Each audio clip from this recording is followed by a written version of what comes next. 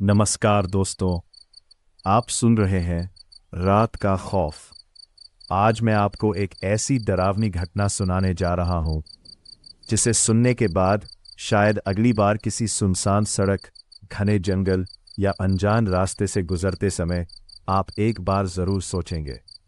तो लाइटें धीमी कर लीजिए, हेडफोन लगा लीजिए और चलिए शुरू करते हैं आज की कहानी। मेरा नाम महेंद्र यादव है। पिछले 19 साल से मैं ट्रक चला रहा हूं। देश के न जाने कितने हाईवे, घाट, जंगल और पहाड़ी रास्ते देख चुका हूं। लोग कहते हैं रात में ट्रक चलाने वालों को किसी चीज से डर नहीं लगता, लेकिन मैं ये कहानी इसलिए सुना रहा हूं क्योंकि एक रात मुझे समझ आ गया, डर सड़क पर नहीं होता। डर उस फैसले में होता है जो आप एक सेकंड में लेते हैं। उस रात करीब 1:40 बजे मैं और मेरा हेल्पर राजू कानपुर से माल लेकर भोपाल की तरफ जा रहे थे। मौसम बिल्कुल साफ था, सड़क खाली थी, ट्रक अपनी रफ्तार से चल रहा था। हम दोनों बस यही सोच रहे थे कि सुबह होने से पहले अगले बड़े शहर तक पहुंच जाए। तभी करीब आधा किलोमीटर आगे सड़क पर लाल रंग की चमकती लाइटें दिखाई दी। मैंने स्पीड कम कर दी। आगे पहुंचकर देखा, हाईवे के बीचों बीच बड़े बड़े बैरिकेड लगे थे। उन पर लिखा था रोड क्लोज्ड और बगल में पीले रंग का एक बड़ा बोर्ड, डाइवर्जन। मैंने ट्रक रोक दिया। राजू नीचे उतरकर देखने गया।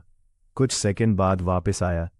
बोला, भैया, लगता है आगे सड़क पर काम चल रहा है। सब गाड़ियां इसी तरफ जा रही हैं। मैंने सामने देखा। सचमुच दूर दो ट्रकों की लाल टेल लाइटें उसी डाइवर्जन वाले रास्ते पर मुड़ती दिखाई दी। मुझे कोई शक नहीं हुआ। मैंने भी स्टीयरिंग दाईं तरफ मोड़ दिया। ट्रक धीरे धीरे डाइवर्जन वाले रास्ते पर उतर गया। पहले 2 किलोमीटर तक सब बिल्कुल सामान्य था। फिर राजू ने अचानक खिड़की से बाहर देखते हुए कहा, भैया, एक बात नोटिस की आपने? मैंने पूछा, क्या? उसने धीरे से कहा, इतने बड़े डाइवर्जन पर एक भी मजदूर नहीं है। मैंने फिर सड़क पर नजर दौड़ाई। ना जेसीबी, ना मशीन, ना कोई पुलिस, ना कोई काम, बस हमारा ट्रक और आगे अंधेरे में गायब होती सड़क। मैंने पहली बार बिना वजह एक्सीलेटर से पैर थोड़ा हल्का कर लिया। डाइवर्जन वाले रास्ते पर आए हमें लगभग 10 मिनट हो चुके थे। सड़क कच्ची नहीं थी, लेकिन नई भी नहीं लग रही थी। दोनों तरफ ऊंचे ऊंचे पेड़ थे। उनकी शाखाएं सड़क के ऊपर तक झुकी हुई थी। हेडलाइट की रोशनी जितनी दूर जाती, उसके आगे सिर्फ काला अंधेरा दिखाई देता। मैंने स्पीड लगभग 50 कर दी। राजू बार बार आगे देख रहा था। फिर उसने धीरे से कहा, भैया, वो 2 ट्रक कहाँ गए? मैंने तुरंत सामने देखा। सचमुच जिन 2 ट्रकों की लाल टेल लाइट देखकर हमने डाइवर्जन लिया था, वे अब कहीं दिखाई नहीं दे रहे थे। इतनी देर में वे बहुत आगे निकल सकते थे, लेकिन सड़क बिल्कुल सीधी थी। कम से कम उनकी रोशनी तो दिखनी चाहिए थी। मैंने बात को हल्का करने के लिए कहा, शायद बहुत तेज होंगे। राजू कुछ नहीं बोला। उसी समय ट्रक का एफएम रेडियो जो बंद था, उसमें से अचानक खर खर जैसी आवाज आने लगी। मैंने तुरंत स्विच दबाकर उसे पूरी तरह बंद किया। आवाज बंद हो गई। राजू मेरी तरफ देखकर मुस्कुराया। पुराना ट्रक है भैया, होता रहता है। मैंने भी सिर हिला दिया, लेकिन मुझे याद था ये रेडियो पिछले महीने ही नया लगवाया गया था। करीब 5 मिनट बाद सड़क के किनारे एक छोटा सा बोर्ड दिखाई दिया। उस पर सफेद रंग से लिखा था, राष्ट्रीय राजमार्ग 27। मैंने उसे देखकर राहत की सांस ली, लेकिन अगले ही पल राजू बोला, भैया, 1 मिनट, हम तो राष्ट्रीय राजमार्ग 46 पर थे। फिर अचानक 27 कैसे आ गया? मेरे हाथ अपने आप स्टीयरिंग पर कस गए।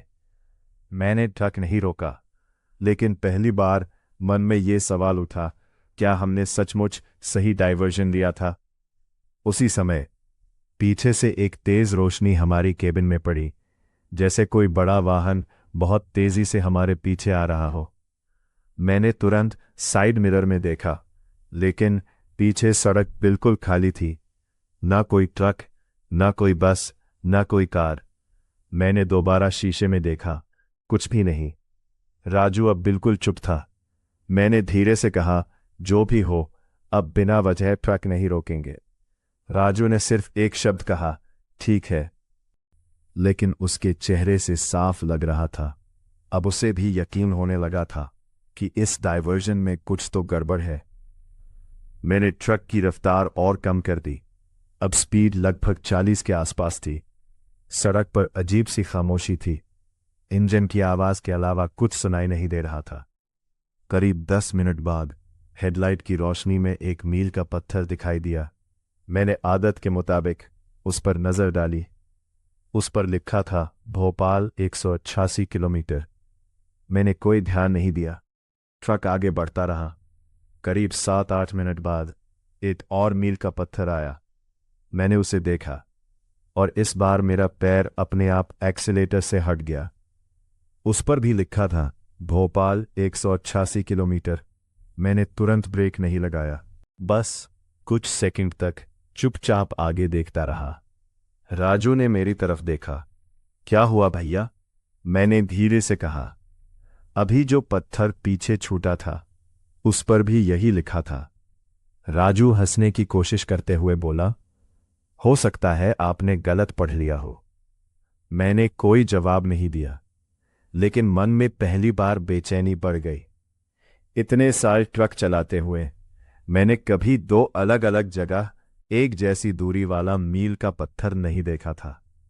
तभी दूर सड़क किनारे एक सफेद बोलेरो खड़ी दिखाई दी। उसकी पार्किंग लाइट जल रही थी। मैंने राहत की सांस ली। चलो, कोई तो मिला। मैंने ट्रक उसकी तरफ बढ़ाया, लेकिन जैसे जैसे हम पास पहुंचे वैसे वैसे एक अजीब बात समझ आई। बोलेरो का ड्राइवर वाला दरवाजा खुला था।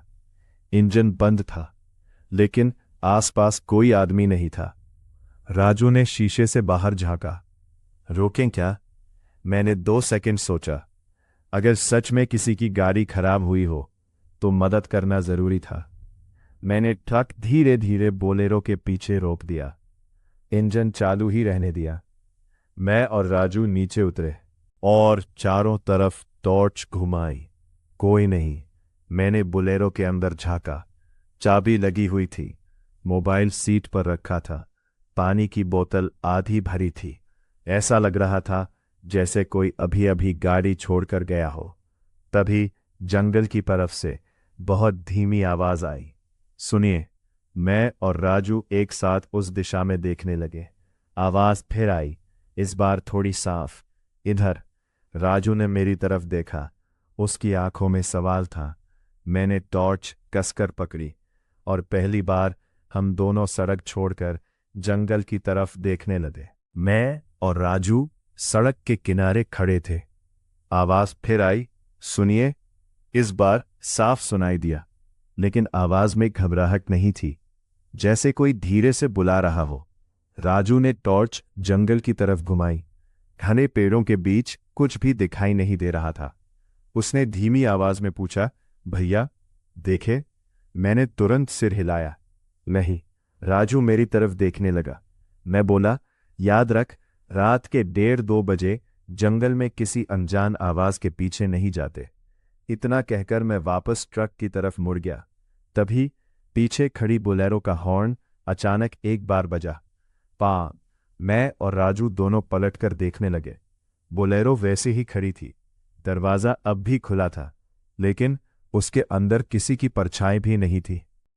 मैं धीरे धीरे उसके पास पहुंचा। अंदर रखा मोबाइल अचानक बजने लगा। स्क्रीन पर सिर्फ एक शब्द लिखा था, घर। फोन लगातार बज रहा था। मैंने उसे उठाने के लिए हाथ बढ़ाया, लेकिन फिर हाथ रोक लिया। मैंने राजू से कहा, किसी की चीज बिना वजह नहीं छूते। इतने में फोन अपने आप बंद हो गया। पूरा माहौल फिर शांत हो गया। मैंने एक फैसला लिया, राजू, बोलेरो यही रहने दे। अगर कोई आसपास होगा तो वापस आ जाएगा। हम यहां 1 मिनट भी ज्यादा नहीं रुकेंगे। हम दोनों वापस ट्रक में चढ़ गए। मैंने इंजन की रफ्तार बढ़ाई। ट्रक धीरे धीरे आगे बढ़ने लगा। करीब आधा किलोमीटर आगे जाने के बाद राजू ने अचानक पीछे की तरफ देखा। उसका चेहरा एकदम सफ़ेद पड़ गया। मैंने पूछा, क्या हुआ? उसने कांपती आवाज में कहा, भैया, वो बोलेरो। मैंने शीशे में देखा। दूर, बहुत दूर, बोलेरो की दोनों हेडलाइटें जल चुकी थीं। लेकिन वो हमारी तरफ नहीं आ रही थी।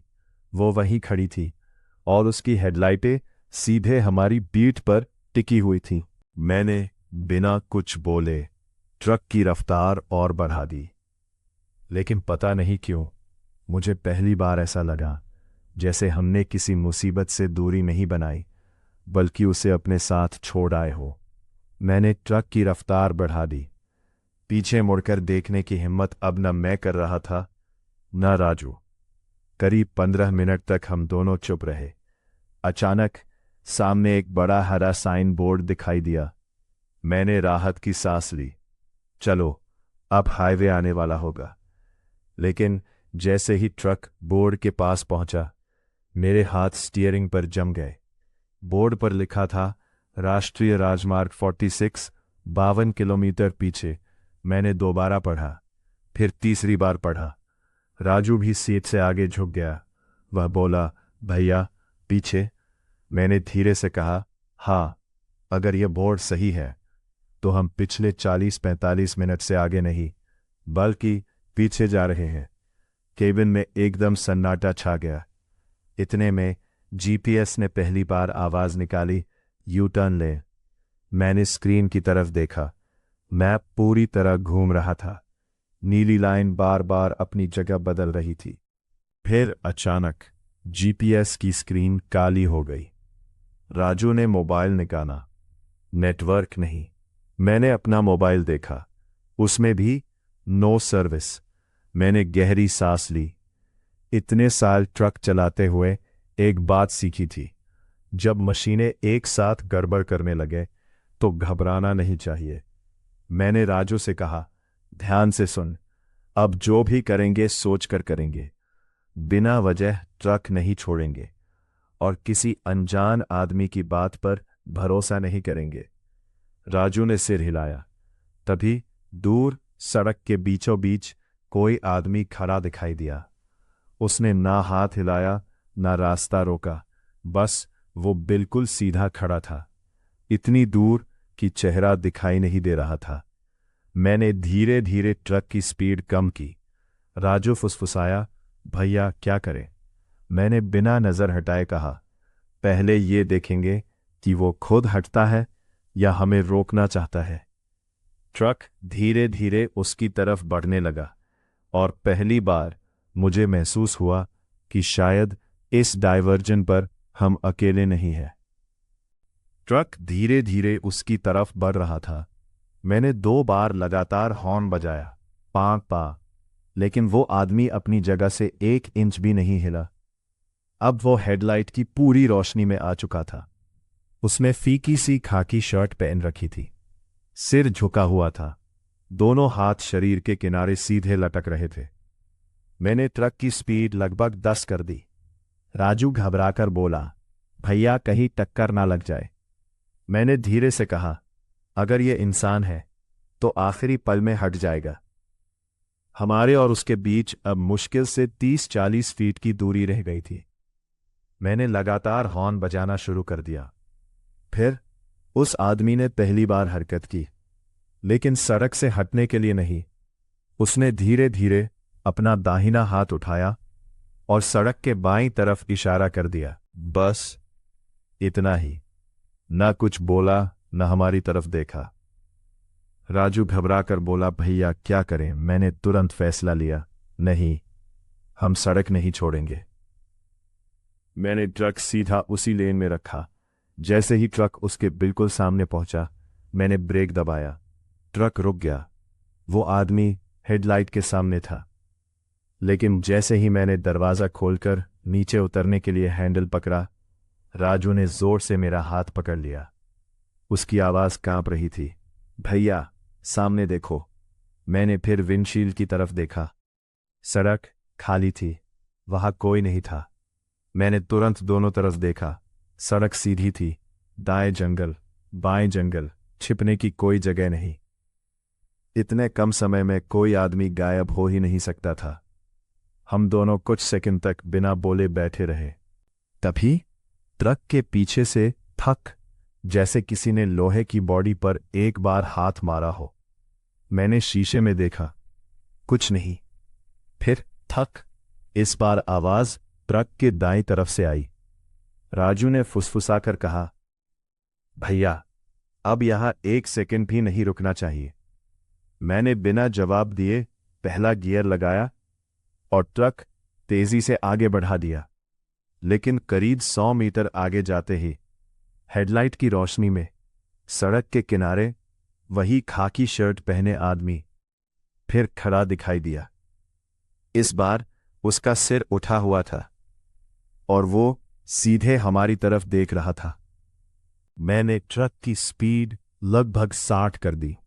अब मेरी सिर्फ एक कोशिश थी, इस रास्ते से जितनी जल्दी हो सके निकल जाना। राजू बार बार पीछे देख रहा था, लेकिन उसने अब कुछ कहना बंद कर दिया था। करीब 10 मिनट बाद दूर सड़क के किनारे एक बोर्ड दिखाई दिया, पुलिस सहायता केंद्र 300 मीटर। मेरी जान में जान आई। मैंने राजू की तरफ देखा, वह पहली बार मुस्कुराया। भैया, चलो अब किसी से बात करते हैं। मैंने ट्रक उसी तरफ मोड़ दिया। कुछ ही देर में एक छोटी सी पुलिस चौकी दिखाई दी। बाहर एक सरकारी जीप खड़ी थी, एक बल्ब जल रहा था। सब कुछ बिल्कुल सामान्य लग रहा था। मैंने ट्रक रोक दिया। मैं और राजू नीचे उतरे। दरवाजा आधा खुला था। मैंने आवाज लगाई, कोई है? अंदर से एक पुलिस वाला बाहर आया, करीब 50 साल की उम्र, चेहरे पर थकान। लेकिन उसकी पहली बात सुनकर मेरे पैरों तले जमीन खिसक गई।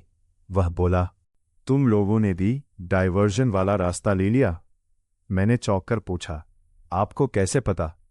वह कुछ सेकंड चुप रहा, फिर बोला, क्योंकि पिछले 3 महीने में जितने भी लोग रात के बाद यहां पहुंचे हैं, सब यही सवाल पूछते हैं। मैंने जल्दी से पूछा, वह रास्ता है क्या? उसने सीधे जवाब नहीं दिया, बस पूछा, रास्ते में कोई आदमी मिला था? मैंने और राजू ने एक दूसरे की तरफ देखा। मैंने धीरे से कहा, हाँ।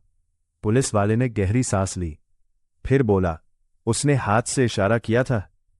मेरे शरीर में जैसे बिजली दौड़ गई। मैंने धीरे धीरे सिर हिलाया। पुलिस वाले की आंखें कुछ पल के लिए नीचे झुक गईं। उसने बहुत धीमी आवाज में कहा, अगर तुमने उसका इशारा नहीं माना तो शायद अभी भी समय है। मैं कुछ समझ पाता। उससे पहले चौकी के बाहर खड़े हमारे ट्रक का हॉर्न अपने आप बज उठा। पा। मैं और राजू दोनों भागकर बाहर निकले, लेकिन बाहर पहुंचते ही हम दोनों वहीं रुक गए, क्योंकि जिस पुलिस चौकी के सामने हमने ट्रक खड़ा किया था, उसके ठीक सामने सड़क के दूसरी तरफ वही खाकी शर्ट पहने आदमी बिल्कुल सीधा खड़ा था, और इस बार उसका दाहिना हाथ धीरे धीरे फिर उसी जंगल की तरफ उठ रहा था। मैं सड़क के दूसरी तरफ खड़े उस आदमी को देख ही रहा था। तभी पीछे से पुलिस वाले ने मेरा कंधा पकड़ लिया। उसकी पकड़ इतनी मजबूत थी कि मैं चौंक गया। वो बोला, उधर मत देखो। मैंने उसकी तरफ देखा। उसके चेहरे पर पहली बार डर साफ दिखाई दे रहा था। मैंने पूछा, वो कौन है? उसने जवाब नहीं दिया, बल्कि मुझे और राजू को अंदर ले गया। कमरे के कोने में एक पुरानी लकड़ी की मेज थी। उसने दराज खोली और एक मोटा सा रजिस्टर बाहर निकाला। उसने रजिस्टर मेरे सामने रख दिया। बोला, इसे पढ़ो। मैंने पहला पन्ना खोला। उसमें तारीख, ट्रक नंबर और ड्राइवरों के नाम लिखे थे। पहले कुछ पन्ने बिल्कुल सामान्य थे, लेकिन करीब 20वें पन्ने पर पहुंचते ही हर एंट्री के आखिर में एक ही वाक्य लिखा मिला, डायवर्जन लिया, वापस नहीं आए। मैंने अगला पन्ना पलटा, फिर वही, अगला, फिर वही। राजू की आवाज कांप गई। भैया, ये सब लोग हैं? पुलिस वाले ने धीरे से कहा। कुछ ट्रक खाली मिले, कुछ कभी मिले ही नहीं। कमरे में कुछ पल के लिए बिल्कुल सन्नाटा छा गया। मैंने पूछा, तो रास्ता बंद क्यों नहीं करवाया? पुलिस वाले ने मेरी आंखों में देखा और बोला, क्योंकि सुबह वहां कोई डायवर्जन होता ही नहीं। मेरे हाथ से रजिस्टर लगभग छूट गया। मैंने धीरे से कहा, क्या मतलब? वह बोला, दिन निकलते ही हाईवे बिल्कुल साफ मिलता है, ना बैरिकेड, ना बोर्ड, ना कोई निशान। इतने में बाहर से इंजन की आवाज आई। हम तीनों खिड़की की तरफ दौड़े। हमारा ट्रक धीरे धीरे अपने आप आगे बढ़ रहा था, और सबसे डरावनी बात, ड्राइवर की सीट पर कोई बैठा हुआ नहीं था। मैं और राजू बिना एक पल गवाए ट्रक की तरफ दौड़े। पुलिस वाला भी हमारे पीछे दौड़ रहा था। ट्रक की रफ्तार अभी ज्यादा नहीं थी, लेकिन हर सेकंड बढ़ रही थी। मैंने दौड़ते दौड़ते दरवाजे का हैंडल पकड़ लिया, एक झटके में खुद को ऊपर खींचा और सीधे ड्राइवर की सीट पर आ गिरा। सीट सचमुच खाली थी, कोई नहीं, लेकिन स्टीयरिंग हल्का हल्का अपने आप घूम रहा था। मेरे हाथ एक पल के लिए सुन्न पड़ गए। तभी पीछे से राजू भी किसी तरह केबिन में चढ़ आया। वो हाफते हुए बोला, भैया जल्दी रोकिए। मैंने पूरी ताकत से ब्रेक दबाया। ट्रक सड़क पर घिसटता हुआ रुक गया। मैंने तुरंत इंजन बंद करना चाहा, लेकिन चाबी पहले ही बंद थी। इंजन फिर भी चल रहा था। मैंने दूसरी बार कोशिश की, कुछ नहीं हुआ। ऐसा लग रहा था जैसे ट्रक हमारी नहीं सुन रहा। उसी समय डैशबोर्ड पर रखा पुराना वायरलेस सेट अपने आप जल उठा। पहले सिर्फ खरखराहट सुनाई दी, खर्रर खर्रर। फिर एक थकी हुई आवाज आई, अगर ये संदेश किसी ड्राइवर तक पहुंचे तो डायवर्जन पर भरोसा मत करना, वापस मुड़ने की कोशिश मत करना। आवाज अचानक टूट गई। मैंने जल्दी से पीछे देखा। पुलिस चौकी अब काफी पीछे छूट चुकी थी, लेकिन एक अजीब बात थी, ना पुलिस वाला दिखाई दे रहा था, ना उसकी जीप। सिर्फ अंधेरे में एक धुंधली सी इमारत खड़ी थी। राजू ने कांपती आवाज में पूछा, भैया पुलिस वाले कहाँ गए? मेरे पास कोई जवाब नहीं था। मैंने बस ट्रक को फिर आगे बढ़ा दिया, क्योंकि अब रुकना मुझे पहले से ज्यादा खतरनाक लग रहा था। और उसी समय सड़क के बाईं ओर हेडलाइट की रोशनी में वही खाकी शर्ट वाला आदमी दिखाई दिया। वो इस बार भी सड़क पर नहीं आया, बस हमारी तरफ देखा और धीरे से सिर हिलाया, जैसे वो चाहता हो कि हम बिना रुके आगे बढ़ते रहे। इतने में मैंने ट्रक फिर से आगे बढ़ा दिया, क्योंकि अब डर कुछ ज्यादा था। सड़क के बाईं ओर खड़ा हुआ खाकी शर्ट वाला आदमी धीरे धीरे अंधेरे में गुम हो गया। राजू लगातार पीछे वाले शीशे की तरफ देख रहा था। मैंने सख्त आवाज में कहा, राजू सड़क पर ध्यान रख। उसने मेरी तरफ देखा, लेकिन उसके चेहरे का डर कम नहीं हुआ। कुछ मिनट तक हम दोनों चुप रहे। सिर्फ इंजन की आवाज और पहियों के नीचे बजती कंकड़ों की चरमराहट सुनाई दे रही थी। तभी धप, इस बार आवाज ट्रक के पीछे से आई। ऐसा लगा जैसे किसी ने पीछे वाले लोहे के दरवाजे पर पूरी हथेली से जोर से वार किया हो। राजू उछल पड़ा, भैया वही है। मैंने शीशे में देखने की कोशिश की, लेकिन पीछे सिर्फ अंधेरा था। मैंने ट्रक की रफ्तार और बढ़ा दी। कुछ ही सेकंड बाद धप, दूसरी बार पहले से भी ज्यादा जोर की आवाज आई। अब मुझे यकीन हो गया, यह सड़क का गड्ढा नहीं था, कोई हमारे ट्रक के बिल्कुल पीछे था। राजू ने कांपती आवाज में पूछा, भैया अगर पीछे कोई आदमी है तो इतनी तेज रफ्तार में साथ कैसे दौड़ रहा है? मैंने कोई जवाब नहीं दिया, क्योंकि मेरे मन में भी यही सवाल घूम रहा था। अचानक डैशबोर्ड पर रखा वायरलेस बिना छुए फिर से जल उठा। इस बार आवाज पहले से साफ थी, अगर पीछे से दस्तक सुनाई दे तो किसी भी हालत में ट्रक मत रोकना। आवाज अचानक बंद हो गई। मैंने राजू की तरफ देखा। उसने धीरे से पूछा, भैया ये संदेश हमारे लिए ही है। मैं कुछ बोल पाता उससे पहले धड़ाम पीछे से इतनी जोरदार चोट लगी कि पूरा ट्रक हल्का सा एक तरफ डगमगा गया। मैंने तुरंत दोनों हाथों से स्टीयरिंग कसकर पकड़ लिया और उसी पल पहली बार मुझे ऐसा महसूस हुआ कि जो हमारे पीछे है वो ट्रक के अंदर आने की कोशिश नहीं कर रहा, वो हमें ट्रक रोकने पर मजबूर कर रहा है। मैंने दोनों हाथों से स्टीयरिंग कसकर पकड़ लिया। ट्रक अभी भी पूरी रफ्तार से दौड़ रहा था। पीछे से आने वाली दस्तक अचानक बंद हो चुकी थी, लेकिन उसी सन्नाटे ने मुझे और डरा दिया। राजू धीरे से बोला, भैया आवाज बंद हो गई। मैंने धीमे स्वर में कहा, यही बात सबसे ज्यादा डराने वाली है। कुछ देर तक सड़क बिल्कुल सीधी रही, फिर हेडलाइट की रोशनी में आगे एक बड़ा सा लोहे का बोर्ड दिखाई दिया। मैंने ट्रक थोड़ा धीमा किया। बोर्ड आधा टूटा हुआ था, उस पर जंग लगी थी। धूल इतनी जमी थी कि शब्द साफ नहीं दिख रहे थे। जैसे ही ट्रक पास पहुंचा, एक शब्द साफ दिखाई दिया, डाइवर्जन। लेकिन उस शब्द पर किसी ने लाल रंग से मोटी क्रॉस बना रखी थी। नीचे छोटे अक्षरों में लिखा था, यह मार्ग बंद किया जा चुका है। मेरे हाथ अपने आप स्टीयरिंग पर और कस गए। मैंने राजू की तरफ देखा, वो भी वही पढ़ रहा था। उसने धीरे से पूछा, भैया अगर यह रास्ता बंद था तो हम इस पर आए कैसे? मेरे पास फिर कोई जवाब नहीं था। तभी पीछे से तीसरी बार धप। इस बार इतनी जोर की आवाज आई कि ट्रक के पीछे का पूरा ढांचा कांप उठा। मैंने शीशे में देखा, फिर तुरंत नजर हटा ली। मुझे सिर्फ इतना दिखा कि पीछे वाले दरवाजे का एक कुंडा अब आधा खुल चुका था। मैंने ट्रक की रफ्तार और बढ़ा दी।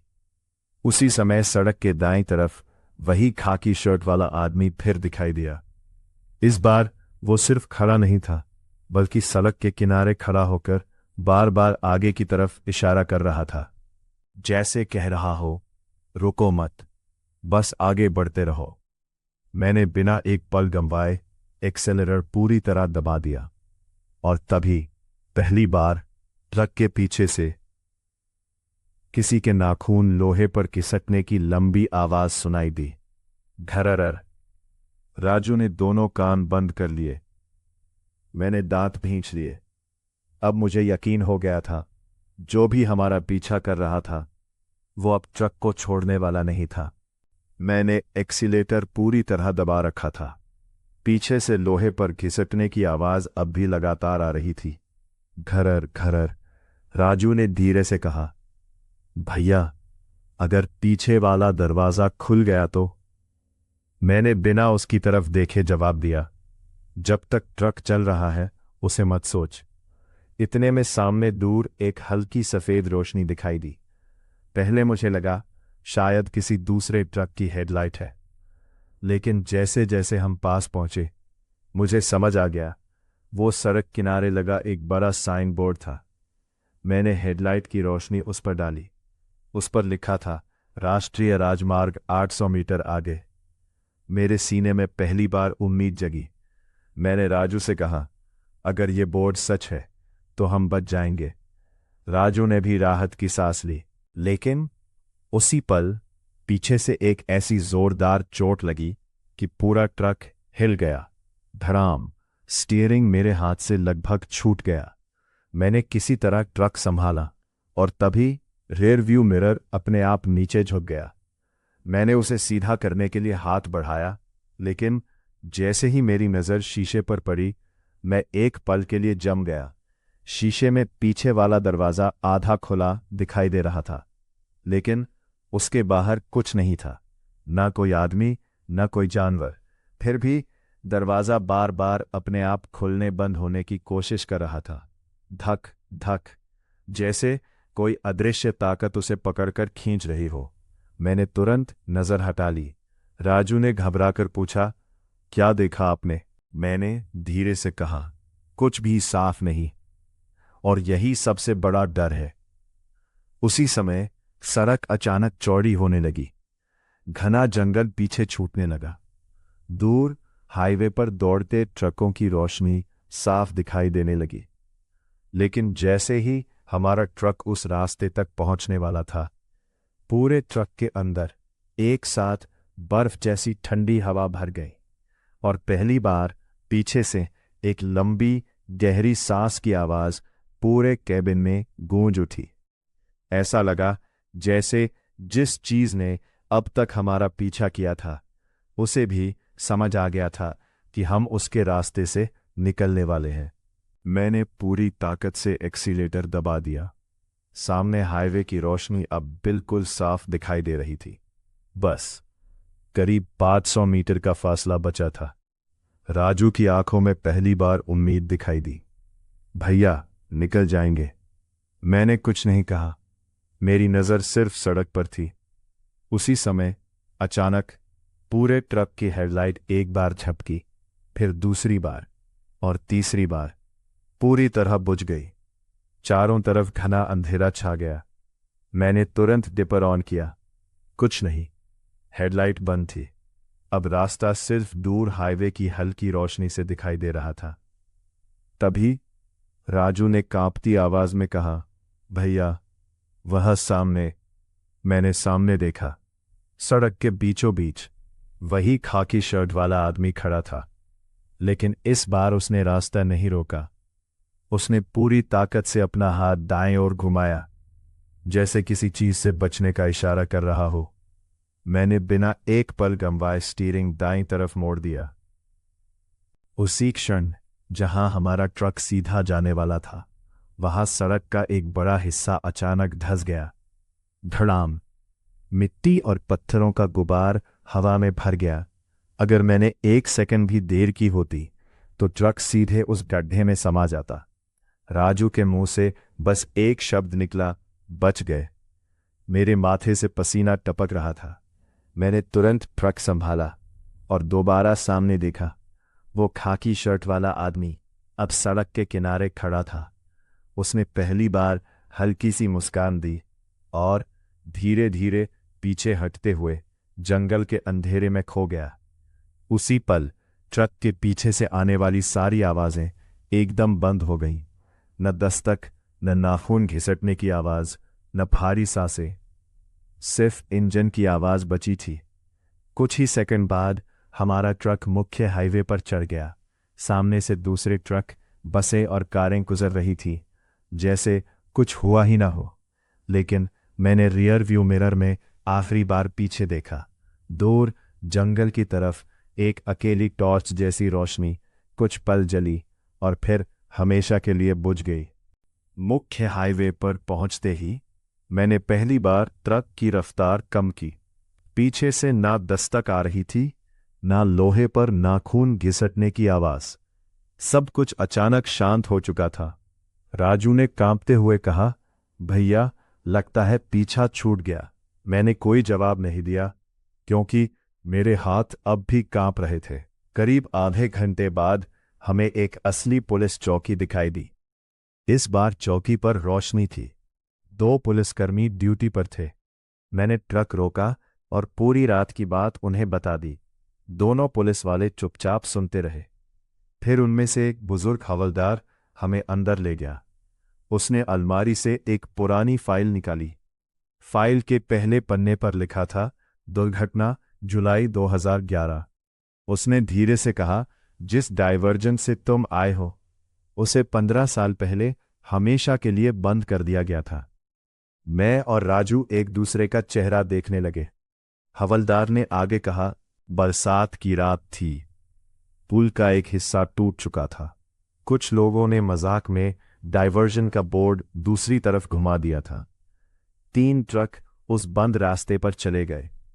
वो कुछ पल चुप रहा, फिर बोला, तीनों ट्रक पुल से नीचे गिर गए, कोई नहीं बचा।